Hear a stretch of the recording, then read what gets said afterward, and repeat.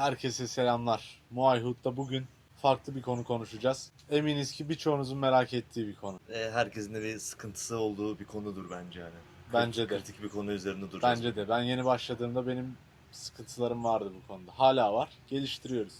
Sporda sürekli gelişirsin zaten. Kesinlikle. Asla ben oldum, ben piştim Ben demeyeceksin. oldum diyorsan yazık zaten. Eyvah. Aynen. O aynen. zaman sıkıntı büyük. Bu hayatta da öyledir ama. Hani spor için de değil. Oldum demeyeceksin hani. Aynı fikirdeyim. Aynı Kesinlikle. fikirdeyim. Kibrine yenilmeyeceksin. Neyse. Bugünkü konumuz neden istediğin gibi dövüşemiyorsun? Neden idmanda dövüştüğün gibi dövüşemiyorsun? Evet. Sparring'deki gibi. Evet, bazıları sanki antrenmanda yaptığının %30'unu bile gösteremiyor. Kesinlikle. Zaten bir laf var ya hani kimisi antrenman dövüşçüsüdür, kimisi ring dövüşçüsüdür diye.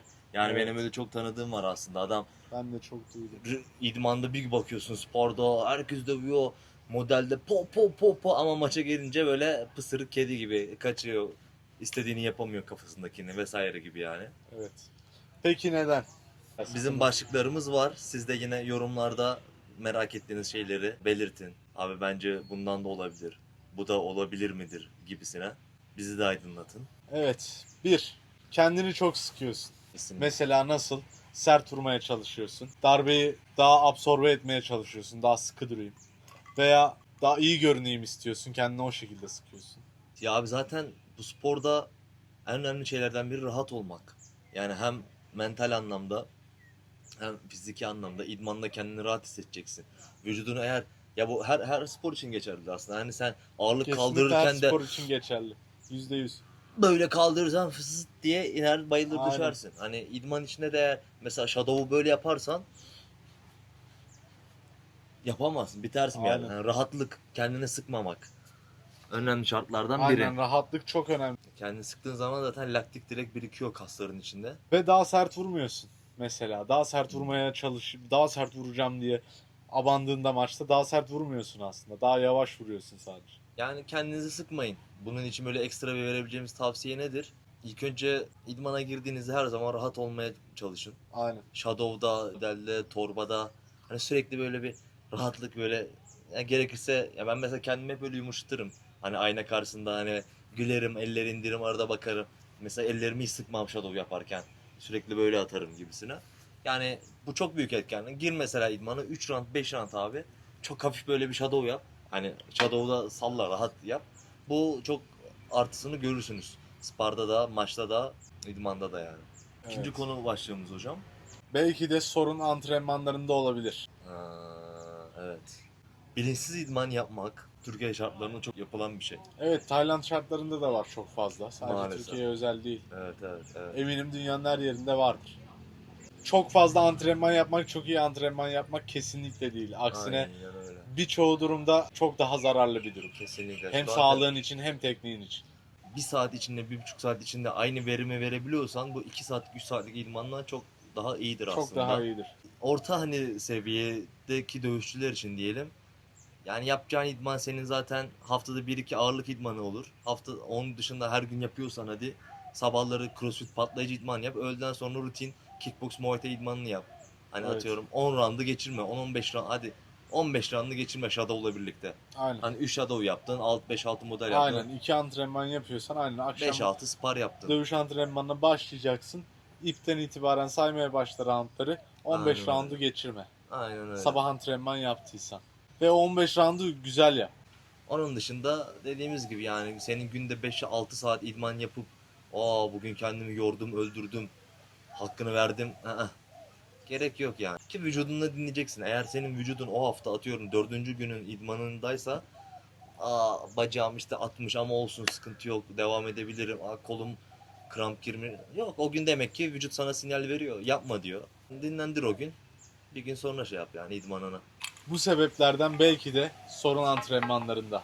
Üçüncü başlığımız mental hazırlık. Mental hazırlık derken ne diyorum? McGregor'un bir sözü vardı. Eğer burada görebiliyorsam ve onu söylemeye cesaretim varsa o zaman başaracağım. I mean, if you can see it here and you have the courage enough to speak it, it will happen. So, Şair ya. Şair misin Büyük be adam. Büyük adam McGregor. Ama Muhammed Ali'nin de vardı. Ondan da belki esinlenmiş olabilir. Olsun, bence McGregor daha büyük Hani adam if bu you can- arada. If you can dream it neydi? If you can dream it and You can catch it. Abi hangi mevzu söylüyor bunu? Aşivet öyle bir şeydi yani. Neyse. Bizim için ilk Muhammed Ali sonra Kanır abimizdir. benim için bir kandır bu arada. Yorumlarda şey yapalım. Muhammed Ali mi Kanır mı? Kapışırsa kim alır? Yapalım tamam. Ama sikletler biraz farklı. Ama sıkıntı yok. MMA maçı düşün. Muhammed Ali'nin öyle bir maçı vardı. Aynısını Conor vs Muhammed Ali düşün. Eyvah, eyvah. Her şey serbest. Evet, konuyu dağıtmadan hemen toparlayalım, devam edelim. Mental anlam. Abi şöyle bir şey. Yani bu sporun gerçekten belki benim için söylüyorum. Belki %70'i mentaldir. Çünkü ben öyle maçlar yaptım ki yani fiziken o kadar hazırdım ki yani harbiden böyle tek gecede 2 maç yapardım, 3 maç yapardım. Ama mental problemlerim vardı, işte çok kafamda bir ton problem düşünüyordum, ediyordum. Yeniliyordum ama bazı maçlar mentalim o kadar güçlüydü ki hani fiziki olarak hiç güvenmiyordum kendime. Ulan bir baktım en prime maçımı yapmışım mesela. Started the first with body shot there from Jigsaw. There's some good uppercut field after. But then Dış etkenler tabii ki olabilir mental anlamda. Dersin ki ulan bu maçı yenmem lazım. Yenilirsem işte kariyerim bitecek, sponsorlarımı kaybedeceğim, kiramı ödeyemeyeceğim, bilmem ne. Yani böyle bir ton problem var mental anlamda. Biz bu hayatı seçmişiz ki yani varlık içinde olan biri zaten bu hayatı seçmez. Hani kaybedecek çok bir şeyimiz yoktur ki. Hani biz Tayland'da ben ilk 2 sene sırf kiram için dövüştüm, faturalarım için dövüştüm. Gerçi şimdi sanki Ferrari'miz için Aynen. dövüşüyoruz da hani. Aynı şey devam. Sıkıntı yok. aynen. Hiç sıkıntı yok. O yüzden bunlar bizi güçlü yapan şeyler aslında. Ben bunun bir canlı bir örneğini vereyim. Yeni dövüştüğüm bir yerde bir heyecan olur. İlk defa gittiğim bir stadyumda vesaire dövüşeceğin zaman bir heyecan olur. Salonda böyle oluyor ya. Aynen. Farklı bir salona gittiğinde de bir heyecan olur. Zamanla azalıyor tabii ama yine bir heyecan oluyor. Raja'da dövüşeceğim zaman daha önceden Raja'ya gitmiştim. Furkan dövüşüyordu. Orada görmüştüm. Defalarca hayal ettim kendimi. O ringe çıkarken, o soyunma odasında ısınırken. Maça gittiğimde ekstra hiçbir heyecanım yoktu. Sanki defalarca dövüştüğüm herhangi başka bir stadyumda dövüşüyormuş Çünkü gibi. sen burada onu yapmışsın bile yani. Aynen öyle. Sanki gerçekten daha önce de orada yapmış gibiydim. Çok rahattım. มาดูกันครับแล้วทีมจักรครับค่ายของเราครับดูครับเตะแขนไปเรื่อยๆครับพลังหมัดเนี่ย Bu işin mentali gerçekten Evet. bu işin %60'ı olduğuna ben inanıyorum. %60 Kesinlikle. mental, %40 fiziksel performans. 60 mı? 60'da anlaşalım. Ben de 60. 70 demiştim. Alları kalkıp nefes egzersiziyle birlikte sürekli her gün maçımı yaşadım kafada. Ve o kadar onu kurdum ki sonra gittim yenildim. Baba her zamanda Her olmuyor. zaman %60 dedik, %100 demedik. Ayağım kaydı yoksa ya şey yapardım. Ya bir aksilik olmuştu ama mental anlamda deliydim yani. O var ya böyle harbi şey bir maçımdı. Olsun ama her zaman da planladığın gibi olmuyor yani. Aynen. Böyle ham bilgiyi de başka Evet. insandan bilmiyorum duyar mısınız? Devam ediyoruz. Dördüncü başlığımız baskı. Baskı derken en çok şeyi kastediyoruz. Bu maçı kazanmak zorundayım. Beni o izliyor, bu izliyor. Kendimi göstermek zorundayım. Şunu yapmak zorundayım. Bu benim tek şansım, son şansım. Abi sen sonuçta başkası için dövüşmüyorsun. O yüzden başkasının ne düşündüğü senin umurunda olmamalı. Yani ben hiçbir zaman olan beni menajerim beğenecek, beni o beğenecek, şu an beğenecek diye hiçbir zaman dövüşmedim. Ben hep kendimi kanıtlamaya çalıştım yani. Evet. Yani zaten onu şey yaparsan kendi yüzünü Aynen o. ringe verebiliyorsun Bu zaten. çok doğru. Kesinlikle kendini göstermeye. Yarın öbür gün izlediğimde açtığımda güzel bir maç izleyeyim. Kendimi göstereyim, kendim için yapayım. Aynen. Dedikçe artacak. Dedikçe daha iyi olacaksın. Aynen öyle. Hani ki bir sonraki maçını sen açıp izlediğin zaman diyorsan ki aa çok iyi bak gördün mü geçen maç bunlar vardı bu maç bu yok mesela. Bunu diyebiliyorsan Doğru Miko, yoldasın. Miko devam et. Devam. Tarzan abin dinle. Beşinci başlığımız sakatlanma korkusu. Belki de Ha, tekme atacağım, sakatlanacağım, blok alacağım, canım acıyacak vesaire gibi düşüncelerle yine kendini mental olarak kısıyor olabilirsin. ben tekme atmıyordum bu ilk başladığım zamanlar aman Ben Lörden bile dövüşçü biliyorum. Korktuğu için tekme atmayan. evet. Hele o şeyi izlemiştim. Anderson Silva'nın o ayağını sallandığı şeyler var ya yeni başladığım zamanlar işte. Evet. Abi ben tekme atmayı bıraktım o zamanlar anasını satayım. Böyle birkaç kere de o kavalda acıyı hissedince ama yok yani hani gerek yok yani hani o Korkuları da tabii ki tecrübeyle yeneceksin. Sakatlanırsam kötü olur, evet. Yapacak bir şey yok, iyileşirsin. Kopmayacak ya bacağın. Kardeşim yani Korkunu yönet. kesinlikle korkun ya. Mike Tyson ne diyor? Ben her maçıma çıkarken diyor korkuyordum yani diyor. Ama ringin içine girdikten sonra yani onunla yüzleşiyordum. Evet. Yani sen güzel idmanını yap, sağlıklı beslen, gerekli takviyelerini al abi. Hani ondan sonra tevekkülüne et, çık. Allah'ım de bana güç kuvvet ver, sakatlık verme.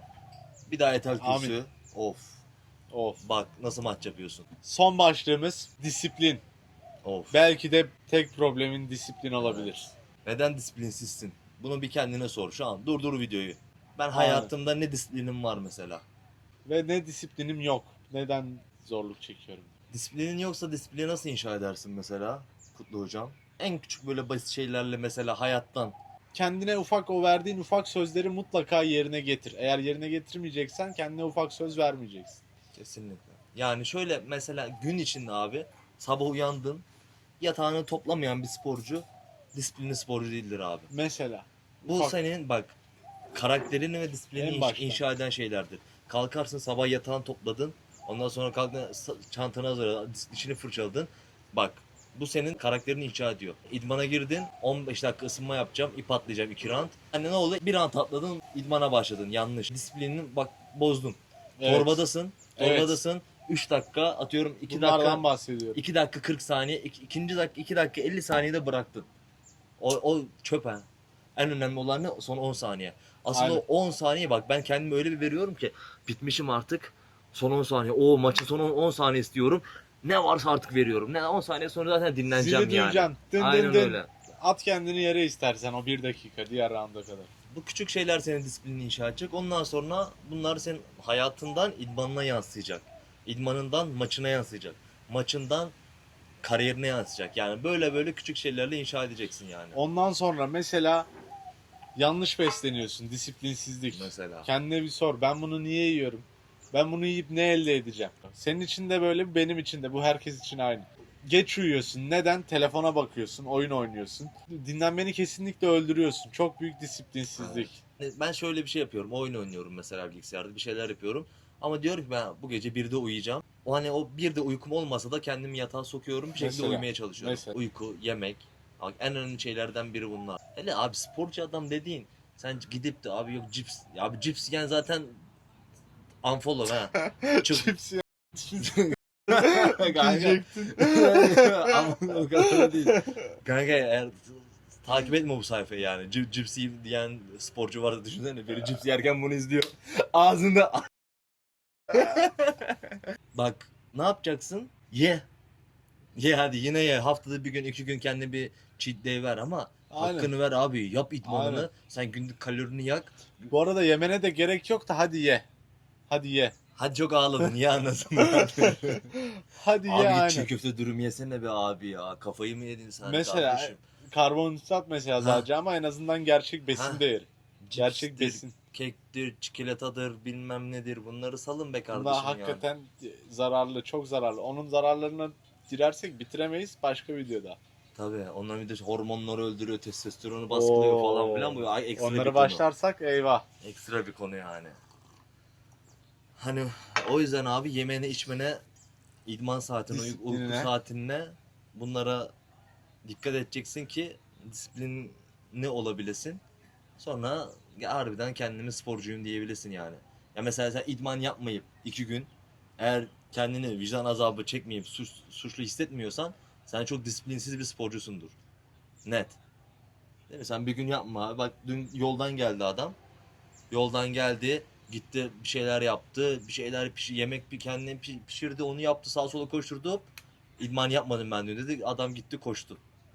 Eyvallah kardeşim. Adamsın sen. Al sen de adamsın. Ben de dün bacağım şey diye oyun Adamsın. oynuyordum evde. Yok ama o Aynen, sakatlıktan dolayı yoksa şey. Yani hani eğer bu mentalde bir sporcu değilsen abi zaten başarıyı bekleme yani. Evet, olabildiğince özet geçmeye çalıştık. Kısa tuttuk konuları ve konu başlıklarını da limitli tuttuk. Başka tartışmamızı istediğiniz mesele varsa yorumlarda belirtebilirsiniz. Evet, bu hafta birlikteyiz zaten. Bu hafta birlikteyiz. Daha fazla video Sürpriz belki çekebiliriz. başka bir yerlerde bir video gelebilir. Şimdilik Gelebilir. söylemeyelim. Hani yine yorumlarda şey yapın abi bu olsaydı olur muydu? ya da şu konu hakkında bir şey olsun falan Aynen. gibisine. Abi ben şu konuda sıkıntı çekiyorum mesela. Evet. Veya kardeşim ben bu konuda sorun yaşıyorum Ben de mesela. onu diyecektim bak, bizden büyükler de izliyorsa diye. Tabii. Büyükler de izliyor bu arada. En çok izleyen 25-40 yaş arası skala. Abi ya siz hayırdır lan diyeceksiniz, ne anlasınız hadi. Allah'a emanet olun. Muayhut'ta beraberdik. Kendinize Bir sonraki cici videoda bakın. tekrar görüşürüz. Abone değilseniz abone olalım. Yorum atarsanız iyi destek olur bize de. Allah'a Beğeni. emanet. Ferzan'ıma da teşekkür ederim. Kendinize cici bakın.